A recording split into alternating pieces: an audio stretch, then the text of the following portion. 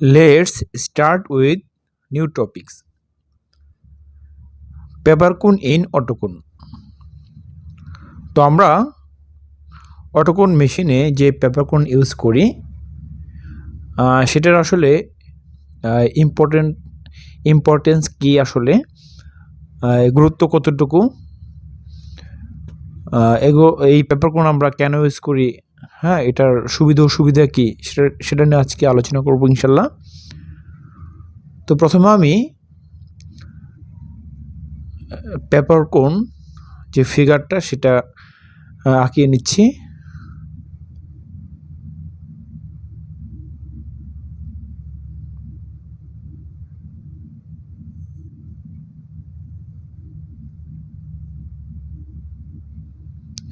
ধরুন এটা হচ্ছে পেপারকোন।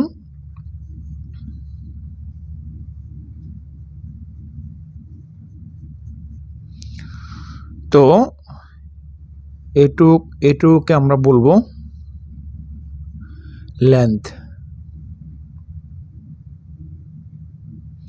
Length equal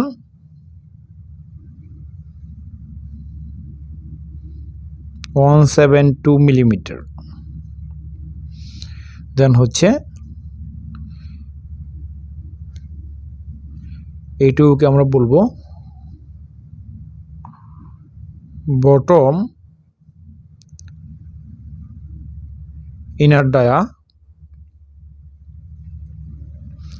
68 millimetre.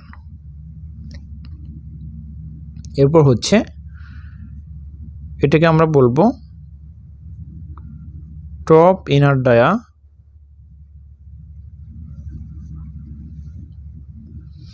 28 মিলিমিটার।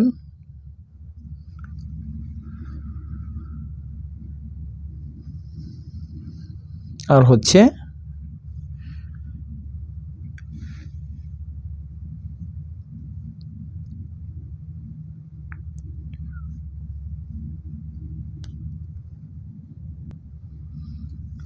এটার থিকনেস হচ্ছে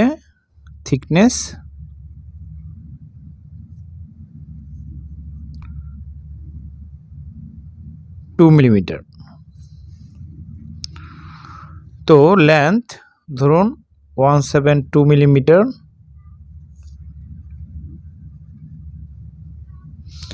এটা প্লাস মাইনাস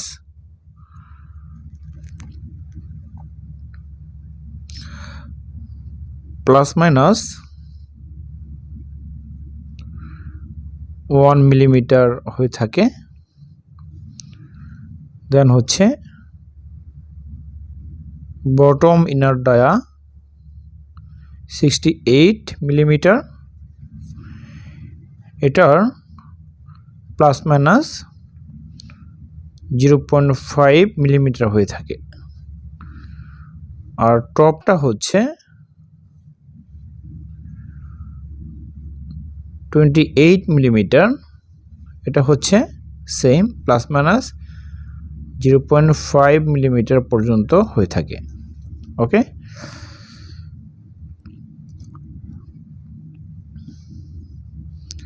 তো ইম্পর্টেন্স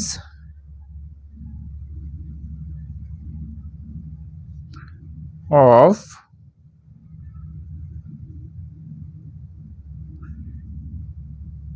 পেপারকোন ইন অটোকোন।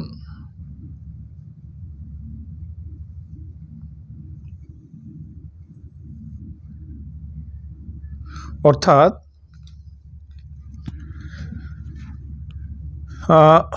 অটোকোনের যে পেপারকোন আছে সেটার গুরুত্ব কতটুকু। নাম্বার 1 হচ্ছে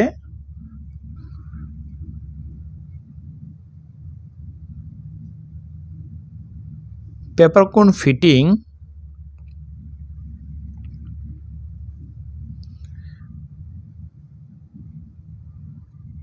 on adapter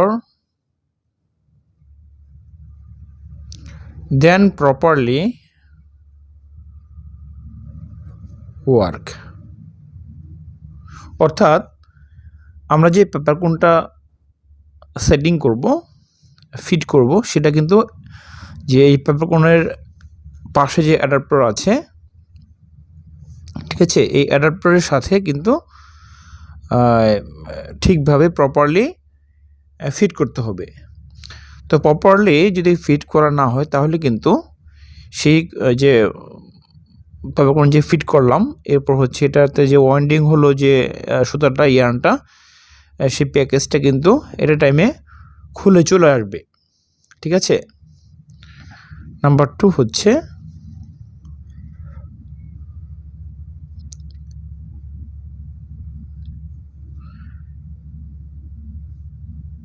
অ্যাডাপ্টর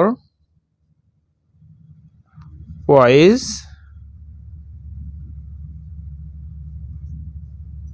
পেপার কোন সিলেকশন।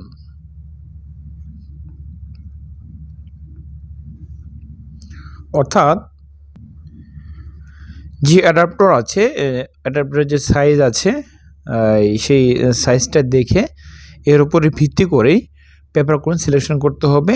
সেই পেপার কোনটা যে পার্টি আছে তাদেরকে বলতে হবে যে এই সাইজের পেপার কোন লাগবে। নাম্বার 3 হচ্ছে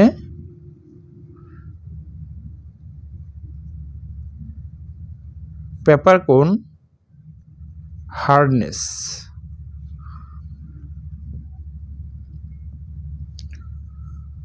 পেপার কোন হার্ডনেস,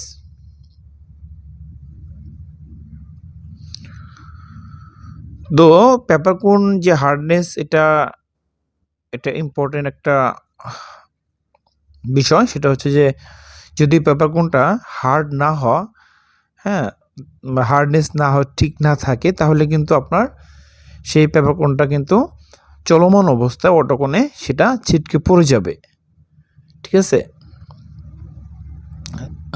ছিটকে পড়ে যাবে, যার কারণে ছিটকে পড়ে যাওয়ার কারণে যে অপারেটর যারা আছে তাদের কিন্তু অ্যাক্সিডেন্ট হওয়ার সম্ভাবনা বেশি থাকে। অ্যাক্সিডেন্ট হওয়ার সম্ভাবনা বেশি থাকে, অনেকে হয়তো মাথায় লেগে যায়, হ্যাঁ, অনেকে শরীরে লেগে যায়, যার কারণে একটা টাইমে তাদেরকে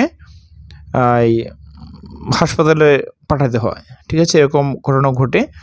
এই জন্য পেপার কোনের যে হার্ডনেসটা, এটা ঠিকভাবে দেখা যে সঠিক আছে কিনা। Number 4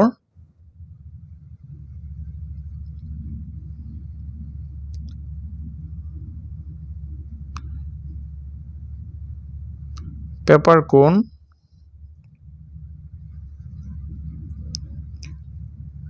length inner dia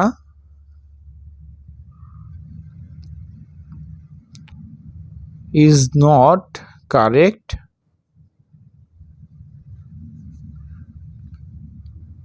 then worker accident।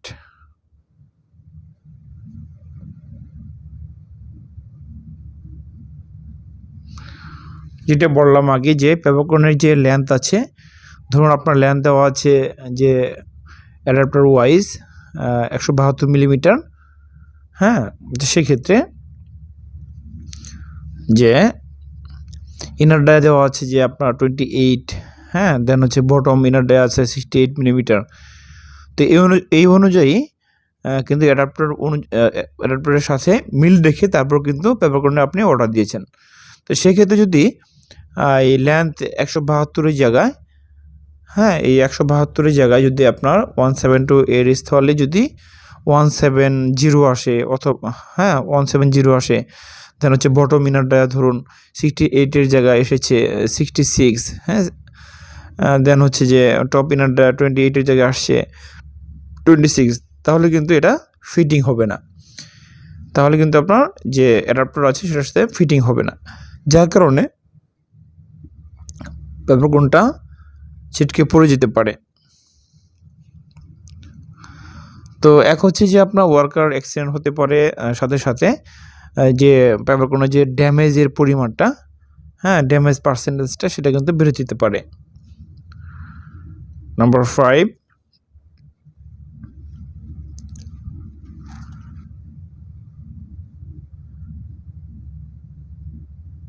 পেপারকোন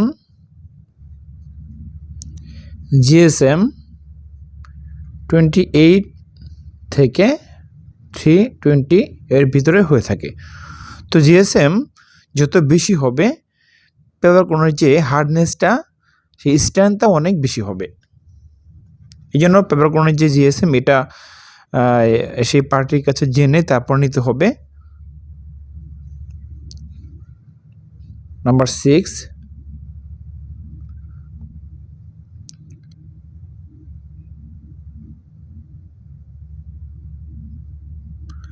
পেপারকোন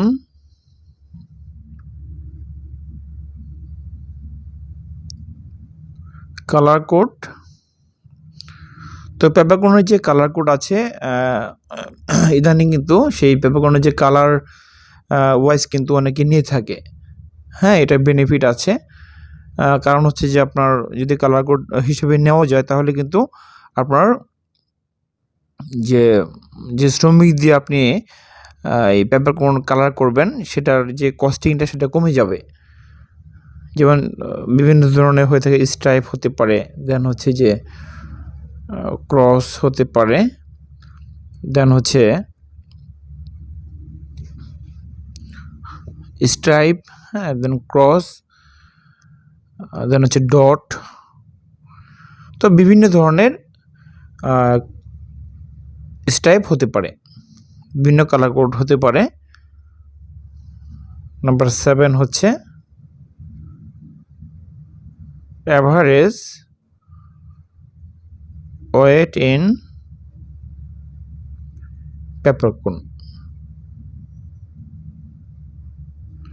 তো অ্যাভারেজ ওয়েট ইন পেপারকোন অর্থাৎ অ্যাভারেজ যে পেপারকোনের যে ওয়েটটা সেটা থাকতে হবে। ধরুন আপনার এক পার্টি আপনাকে পেপারকোন দিয়েছে, সেক্ষেত্রে আপনি সেখানে বিভিন্ন বান্ডিল থেকে স্যাম্পল হিসেবে নিয়ে এগুলো আপনার মেজারমেন্ট করতে হবে যে এটা আসলে ঠিক আছে কি না। হ্যাঁ, যেমন যে আমরা কোনো একটা লট আসলে পেপারকোনের সেটা কিন্তু আমরা চেক করে নেই, হ্যাঁ, কোয়ালিটি করে নেই যে সেই কোয়ালিটি ঠিক আছে কিনা, লেন্থ ঠিক আছে কিনা, দেন হচ্ছে যে থিকনেস ঠিক আছে কিনা, বটম ইনার ডায়ার ঠিক আছে কিনা, টপ ইনার ডায়ার ঠিক আছে কিনা। তো তখন যে ওয়েটটা আছে সেই ওয়েটটাও চেক করে নিতে হবে যে অ্যাভারেজ ওয়েট ঠিক আছে কিনা। নর্মালি কিন্তু 42 থেকে 46 গ্রাম পর্যন্ত হয়ে থাকে। ঠিক আছে। নাম্বার 8 হচ্ছে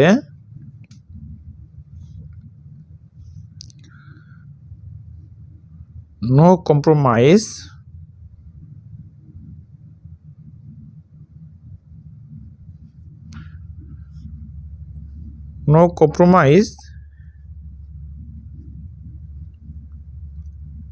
উইথ পার্টি।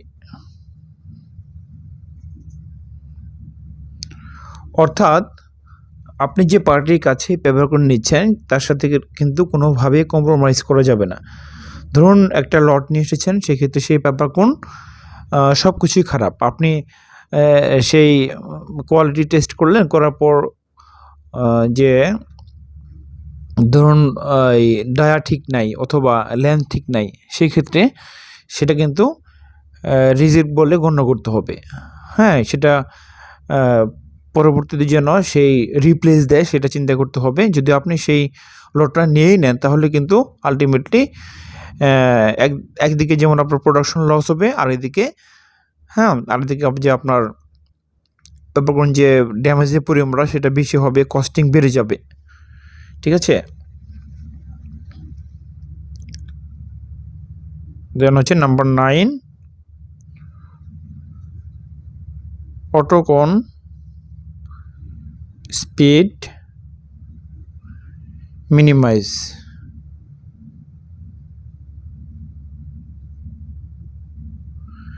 তো অটোকনের যে স্পিড আছে সেটা কিন্তু মিনিমাইজ করতে হবে। যেমন আপনি ধরুন একটা মেশিনে 30 NE চালাচ্ছেন, 30 কাউন্ট চালাচ্ছেন, সেখানে কিন্তু আপনি স্পিড এটা ধরুন আমি সিবিসি কথাই বললাম যে সিবিসি আপনি চালাচ্ছেন, সিবিসি প্রসেস, সেক্ষেত্রে সেখানে আপনি হয়তো স্পিড দিয়েছেন 1550 মিটার পার মিনিট। সেক্ষেত্রে এই স্পিডটা আপনার কিন্তু সেটা সেটিং করেছেন। তো হঠাৎ করে আপনি সেটা দিয়ে দিলেন যে 1650 মিটার পার মিনিট। সেক্ষেত্রে কিন্তু আপনার যে পেপারকনের যে মেজারমেন্ট সেই অনুযায়ী কিন্তু আপনার স্পিড ঠিক নাই। হ্যাঁ, তো অ্যাকচুয়ালি 30 কাউন্টের জন্য আমরা এই স্পিডটা দিয়ে থাকি 1550 1500 এরকম। তো স্পিড বেশি হয়ে গেলে কী হবে যে সেটা সেই পেপারকনটা কিন্তু ছিটকে পড়ে যাবে। হ্যাঁ, ঠিকভাবে সেখানে বসবে না, দেন হচ্ছে যে এটা ছিটকে পড়ে যাবে। এই জন্য কাউন্ট ওয়াইজ যে পেপারকনটা সেটা ঠিক আছে কিনা সেটা দেখতে হবে। ঠিক আছে, এটা হচ্ছে আজকের টপিক। তো আশা করি বুঝতে পেরেছেন। তো আজকে এই পর্যন্তই। পরবর্তীতে নতুন একটি ভিডিও নিয়ে আসবো ইনশাল্লাহ। ততক্ষণ ভালো থাকবেন। আল্লাহ হাফিজ।